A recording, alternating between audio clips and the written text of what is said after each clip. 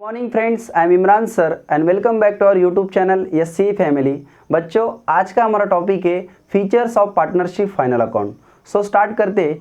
Total number of features हमें देखना है इस वीडियो में 10। ओके, सो फर्स्ट फीचर हमें दिया है एग्रीमेंट। अब एग्रीमेंट में क्या होता है ये हम समझ लेते हैं। ओके, एग्रीमेंट में हमें दिया है there could be a written और oral agreement between partners. Okay, एक बात हमेशा याद रखनी कि ये जो एग्रीमेंट है कम से कम ओरल या रिटर्न टाइप में होना चाहिए। अगर हम एग्रीमेंट रिटर्न टाइप में करते तो उसका हमें एक बेनिफिट ये भी मिलने वाला है कि अगर हमें कोर्ट में उसकी ज़रूरत गिरती है तो हम उस एग्रीमेंट को एज अ प्रूफ समझ के भी यूज़ कर सकते हैं।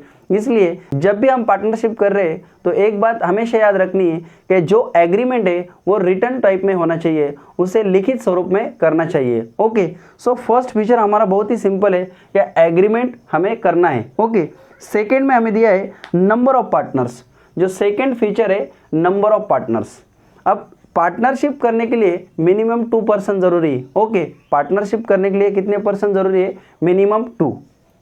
पार्टनरशिप करने के लिए मिनिमम 2 पर्सन रिक्वायर है और मैक्सिमम हम इसमें 50 मतलब 50 मेंबर्स ऐड कर सकते हैं। ओके, ये बात आपको याद रखनी है।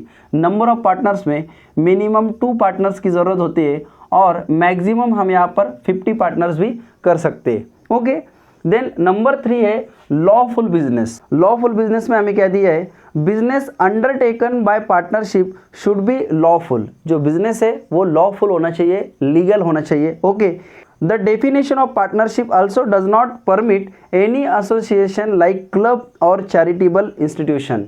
जो बिजनेस या पार्टनरशिप फर्म होती है उसमें हम क्लब या चैरिटेबल ट्रस्ट इस टाइप का बिजनेस नहीं कर सकते। इसमें हम ऐसा बिजनेस कर सकते हैं जो हमें प्रॉफिट कमा कर दे सके। ओके, जो चैरिटेबल ट्रस्ट होता है या क्लब होता है, कोई स्पोर्ट क्लब, तो ये जो है ये पब्लिक की सेवा करने के लिए होता है। इसलिए पार्टनरशिप में क्लब और चैरिटेबल ट्रस्ट नहीं आता है। ओके, अब आगे इसमें क्या दिया है? इनलीगल बिजनेस लाइक स्मगलिंग और gambling is not allowed. Smuggling के लिए और गैम्बलिंग के लिए हमें गवर्नमेंट परमिशन नहीं देती है। तो जो भी हम बिज़नेस करने वाले हैं वो लीगली बिजनेस होना चाहिए। उस बिज़नेस से हमारे सोसाइटी को, हमारे समाज को कोई भी हानि नहीं होनी चाहिए। ये भी बात हमें याद रखनी है।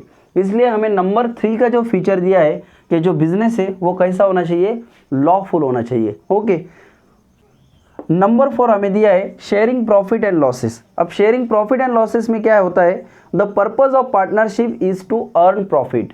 पार्टनरशिप करने का पर्पज ही होता है कि हमें प्रॉफिट अर्न करना है, प्रॉफिट कमाना है। Okay, its object can not be a charitable one. Partners have to share profit and losses according to their ratio in agreement. जो पार्टनर्स होते हैं वो क्या करते हैं? अगर बिजनेस में प्रॉफिट हो रहा है या लॉस हो रहा है, उनको क्या करते हैं? रेशो के हिसाब से डिस्ट्रीब्यूट करते हैं।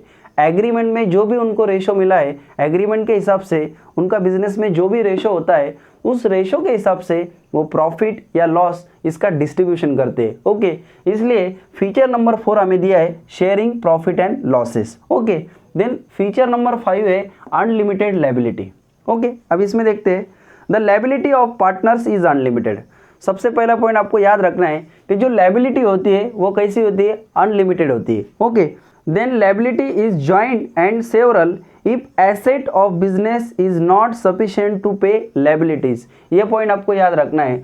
अगर बिजनेस में जो एसेट्स है या जो भी बिजनेस में कैश है वो कैश सफिशिएंट नहीं है बिजनेस की लायबिलिटीज पे करने के लिए, तो पार्टनर्स को क्या करना पड़ता है कि उनकी जो पर्सनल प्रॉपर्टी है उसको बेचकर बिजनेस की लायबिलिटी पे करना पड़ता है। ओके, इसलिए फीचर नंबर 5 हमें दिया है कि जो बिजनेस की लायबिलिटी है वो कैसी होती है? अनलिमिटेड होती है। वहाँ पर कोई भी लिमिटेशन नहीं होता है। ओके, आ रहा है आपकी समझ में?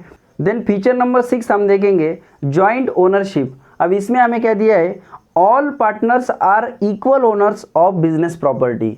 जितने भी पार्टनर्स होते हैं, जितने भी मेंबर्स होते हैं, वो बिजनेस के प्रॉपर्टी के इक्वल ओनर होते हैं। ओके, ये बात आपको समझनी है कि जितने भी बिजनेस में एसेट्स है, प्रॉपर्टीज है या लायबिलिटीज भी है, तो इन सब के जो ओनर है पार्टनर्स इक्वल रेशो में होते हैं। वहाँ पर सबको समान सबको सरी का हक होता है। ओके, उन एसेट्स पर, उन प्रॉपर्टीज पर। ओके, आगे हमें क्या दिया है, no partner can use property for personal use. Second point क्या है इसमें कि जो प्रॉपर्टी होती है बिजनेस की, पार्टनर उसको पर्सनल रीजन के लिए यूज नहीं कर सकता है। ओके, देन फीचर नंबर 7 हमें क्या दिया है, देखो, joint management, all partners have equal rights in managing the firm.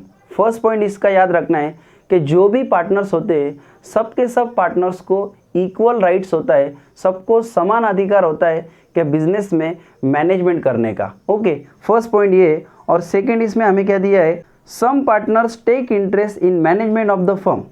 Okay, हर एक पार्टनर्स को मैनेजमेंट करने में इंटरेस्ट नहीं होता है। ऑब्वियसली हर एक व्यक्ति को थोड़ी इंटरेस्ट होने वाला है कि बिजनेस में मैनेजमेंट भी करना चाहिए, कोई पार्टनर्स को मे भी इंटरेस्ट नहीं होगा, पर फिर भी जो बिजनेस के राइट्स है वो क्या कहते हैं, नंबर 3 में हमें यहाँ पर बताया गया है, all partners are jointly responsible for the management of the firm.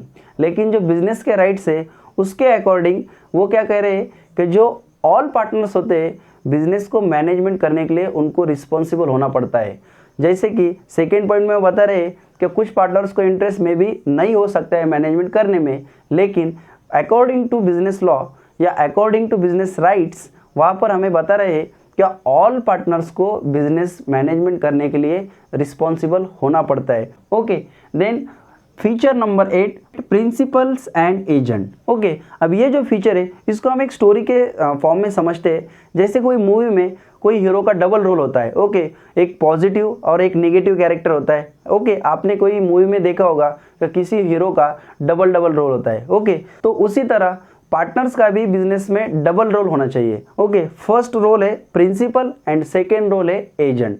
अब प्रिंसिपल मतलब क्या, जब भी बिजनेस में कोई आउटसाइडर आ रहा है, बिजनेस के साथ कोई आउटसाइडर बाहर का व्यक्ति ट्रांजैक्शन कर रहा है, डील कर रहा है, तो वहाँ पर पार्टनर को एज अ प्रिंसिपल ऐसा परफॉर्म करना होता है। और जब भी पार्टनर मार्केट में जा रहा है, मार्केट में खुद का बिजनेस को प्रेजेंट कर रहा है, तो वहाँ पर उसको एज ए एजेंट परफॉर्म करना होता है। ओके, तो एक ही पार्टनर के दो कैरेक्टर होते हैं, एक प्रिंसिपल होता है और दूसरा एजेंट होता है। ओके, तो ये जो फीचर है इस टाइप में हमें यहाँ पर दिया है कि जो पार्टनर है उसके 2 रोल होना चाहिए, एक प्रिंसिपल का रोल होना चाहिए और दूसरा एजेंट का। ओके, देन सेकेंड लास्ट हमें दिया है डिसोल्यूशन।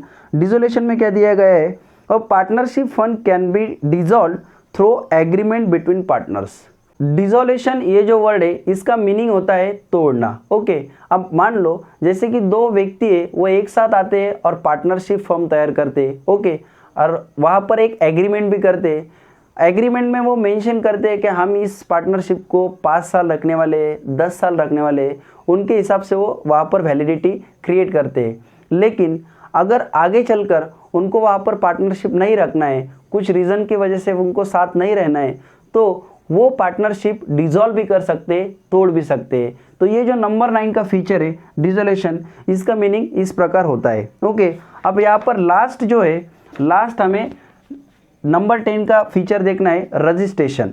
रजिस्ट्रेशन देखो कैसा होता है, as per Indian Partnership Act 1932 registration of partnership is voluntary, it mean not compulsory.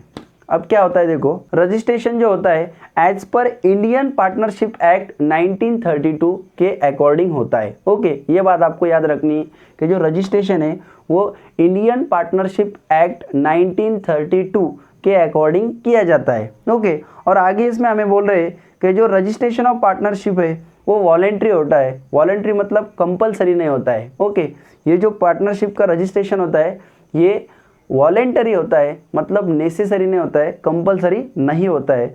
But registration of partnership firm is compulsory in the state of Maharashtra from 1 April 2005।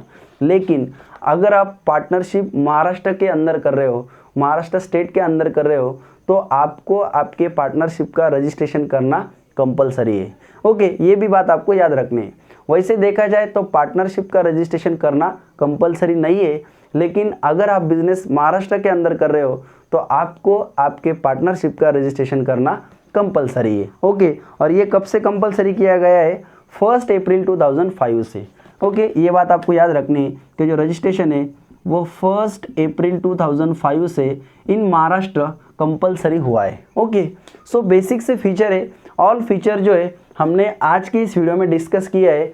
Agreement, number of partners, lawful business, sharing profit and losses, उसके बाद हमने देखा unlimited liabilities, joint ownership, joint management, principal and agent, then second last हमने देखा डिसोलेशन and last में हमने देखा registration. So basic से 10 फीचर है। होप सो आपको ये ऑल फीचर समझ में आए होंगे। हर एक फीचर बहुत ही इंटरेस्टिंग है, बहुत ही खूबसूरत है। आपको अगर कोई भी फीचर में प्रॉब्लम होता है तो आपने मुझे कमेंट करके बताना है, और आपके जो रिलायबल है उसका पेज नंबर 7 पे इसका पूरा का पूरा डिटेल में एक्सप्लेनेशन दिया है। इस वीडियो को देखने के बाद आप एक बार पेज नंबर 7 ओपन करके फीचर ऑफ पार्टनरशिप फर्म ये ज़रूर पढ़ लेना, मतलब आपका ये जो पॉइंट है पूरा का पूरा परफेक्ट हो जाएगा। ओके बच्चों, तो आज के लिए वीडियो में इतना ही। आप कमेंट करके मुझे ज़रूर बताना कि आपको वीडियो कैसा लग रहा है। कोई भी डाउट हो तो मुझे कमेंट करना या व्हाट्सएप पर मैसेज करना। ओके, तो आज के लिए इतना ही। Have a good day, thank you.